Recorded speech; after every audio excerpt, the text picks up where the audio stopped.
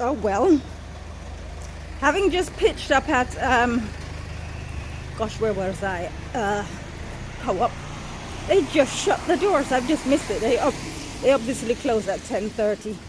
So I'm just going to continue walking down to Sainsbury's, and then I should be able to get back up to Tesco within half an hour. Just grab what I need to grab and then walk back. But just finished recording one video where I talked about being banned on Facebook for 30 days for using the word fat and the word ugly in their correct terms. I basically said what I saw, and that qualifies as hate speech.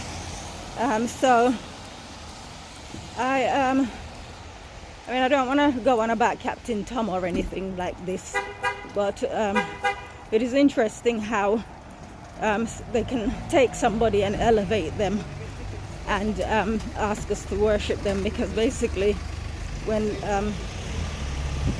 you know, he was given everything.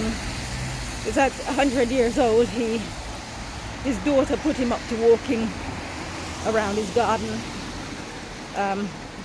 for I don't know how long it was, 100 laps before he gets to 100. And it's just these small things. But because he's 100 years old, there are people older who are I can't remember what they call them, but they, you know, they're sports people. They're still running and taking parts in like senior athletic competitions, and I mean, good for him and everything, but one of the things that I've been saying, that people get so excited by people who raise money for charity. So I'm not putting Captain Tom in the same category as Jimmy Savile, but what I have said is that Jimmy Savile got away with it because he was raising money, and people need to stop. Actually, I shouldn't be telling people what they need to do. They can do what the heck they like, but it's the idea that somebody's a legend, a hero, because they raise loads of money for charity. In his case, for the NHS or NHS charities. You know, we just live in very interesting times, and for me, I am not a respecter of persons. To me, everybody's the same.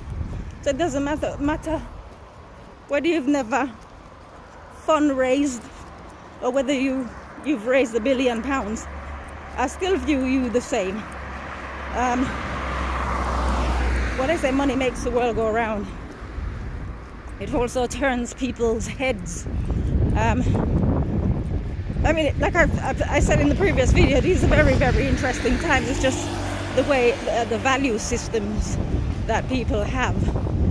I mean, none of which I subscribe to. Obviously, we make money to pay for various things in our lives, like to keep a roof over our head, to buy food and clothing, etc. But there's only so much that money can do. So I just, like I said, I don't want to go too deep, because what I try to do in these videos, I will say maybe one or two things, and I like to leave people with something to think about, more so than to be here lecturing anyone. But I think there are some people in the spotlight who've chosen to not clap for Captain Tom, and they're being heavily criticized. And I think in whatever happened to freedom of choice, so you're not allowed now.